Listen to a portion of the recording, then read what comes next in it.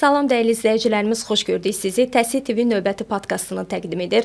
Bildiyiniz kimi iyun ayı gəlir və iyun ayında 4-6-cı siniflərin monitorinqi təşkil olunacaq. Elə studiyamızın qonağı var ki, bu mövzu ətrafında müzakirəmiz olacaq. Studiyamızın qonağı Təhsil İnstitutunun Metodik Xidmətin Proqramları və Standartları şöbəsinin müdiri Afərin Əkbərlidir. Afərin bəy, xoş gördük. Siz xoş gəlmisiniz. Xoş gördük. Afərin bəy, bildiyimiz kimi az öncə də elə qeyd etdim ki, iyun ayında 4 və 6-cı siniflərin monitorinqi həyata keçiriləcək. Ümumiyyətlə, monitorinqdə tədris dili ilə yanaşı riyaziyyat fənninin də olmasının əsas səbəbi nə idi? Təşəkkür edirəm. Ümumiyyətlə, tədqiqatlar göstərir ki, oxuyub anlama səriştəsi ilə riyazi savadlılıq arasında bir əlaqə var. Məsələn, İqtisadi Əməkdaşlıq və İnkişaf Təşkilatının Təhsil Departamentinin hesabatına əsasən şagirdlərin oxuyub anlama nəticələri onların riyazi savadlılıq nəticələrinin təqribən 60%-ni statistik olaraq izah edir. Bu nə deməkdir? Yəni, riyazi savadlılığı qənaətbəxş olan şagirdlərin oxuyub anlama nəticələri də adətən lazımi səviyyədə olur. Bu baxımdan ümumi təhsil müəssisələrində ibtidai təhsil səviyyəsinin sonunda 4-cü siniflər üzrə və ümumi təhsil müəssisələrinin ümumi orta təhsil səviyyəsinin ortasında 6-cı siniflər üzrə mərkəzləşmiş monitorinq qiymətləndirməsinin müstəsna əhəmiyyəti var. Ümumiyyətlə, monitorinqin əsas məqsədi ümumi mənzərəni görməkdir. Bu baxımdan tövsiyə olunur ki, şagirdləri stressləndirmədən, onları müstəsna olaraq monitorinq qiymətləndirməsinə kökləmədən prosesi idarə etmək lazımdır. Yenə də qeyd etdiyimiz kimi, monitorinqin əsas məqsədi ümumi mənzərəni görməkdir. Monitorinq vasitəsilə riyaziyyat fənni üzrə təhsil islahatlarının aparılması, təkmilləşdirilməsi, indiyə qədər aparılmış islahatların nə dərəcədə faydalı olub-olmadığını görmək mümkündür. Eləcə də valideynlər öz övladlarını riyaziyyat fənni üzrə bilik və bacarıqlara nə dərəcədə yiyələndiklərini, müəllimlər şagirdlərini, ümumiyyətlə müəllimlər öz tədris proseslərində metodikanın nə dərəcədə faydalı olub-olmadığını, effektiv olub-olmadığını yoxlamaq üçün monitorinq vasitəsilə faydalı məlumatlar əldə edirlər.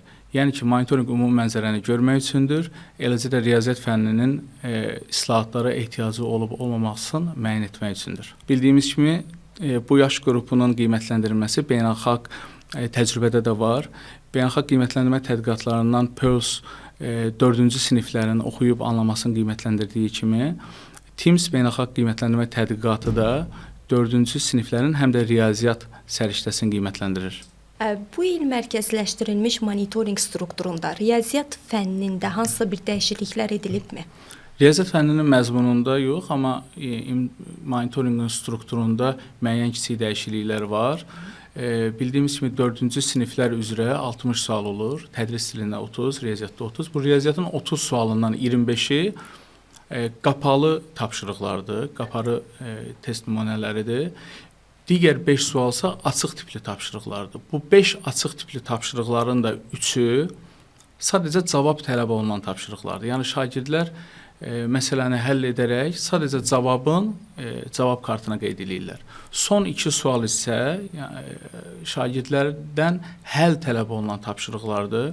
Yəni, şagirdlər məsələnin həllini edərək cavab kartında müvafiq ayrılmış yerə qeyd edirlər. Məlumat üçün deyim ki, monitorinqin əsas mərhələsindən əvvəl ölkə üzrə təsadüfi seçilmiş məktəblərdə pilot mərhələsi keçirildi və şagirdlərin cavab kartı ilə biz tanış olduq. Şagirdlər açıq tipli suallara çox özlərinə məxsus, maraqlı yollarla cavab veriblər. Bu müsbət bir xəbərdir. Eləcə də 6-cı siniflərdə 75 sualın 25-i tədris dili, 25-i riyaziyyat, 25-i isə təbiət fənni üzrədir. Bu 25 riyaziyyat fənnindən, riyaziyyat tapşırıqlarından 20-si qapalı tapşırıqdır, 5-i yenə də açıq tipli tapşırıqlardır. Bu 5 açıq tipli tapşırıqlardan 3-ündə sadəcə cavab tələb olunur. Şagird məsələni həll edərək cavabın karta qeyd eləyir. Son 2 sual isə, riyaziyyatın son 2 sualı isə yenə həll tələb olunan tapşırıqlardır. Çox gözəl.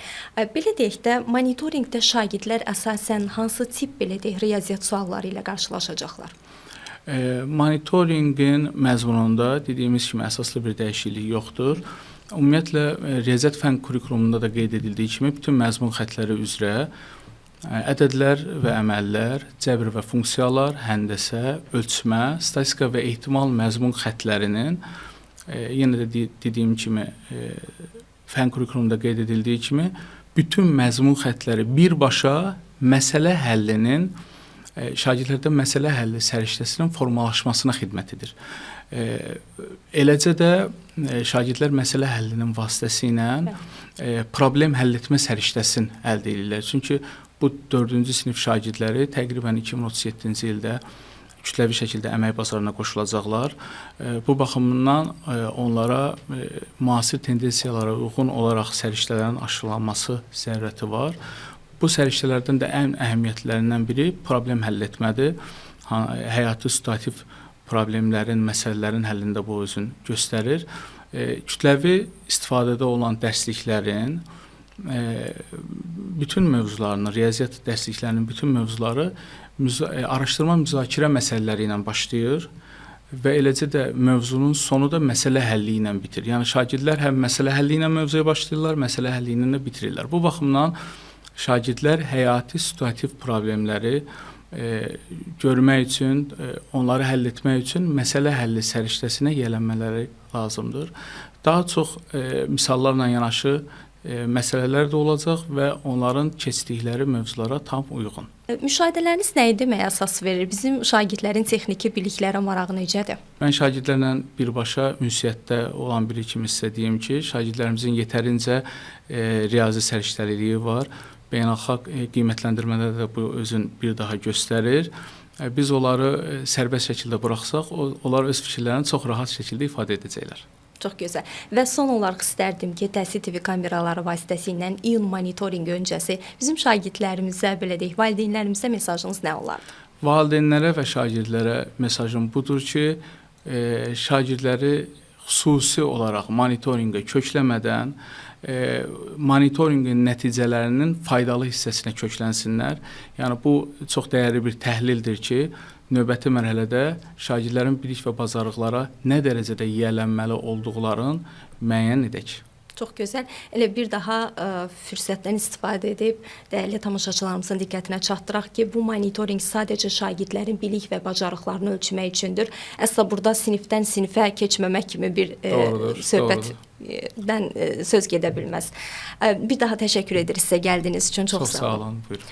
Və dəyərli izləyicilərimiz, bir daha qeyd etmək istəyirəm ki, studiyamızın qonağı Təhsil İnstitutunun Metodik Xidmətin Proqramları və Standartları şöbəsinin müdiri Afərin Əkbərli idi. Növbəti podkastlarda görüşmək ümidi ilə sağ olun.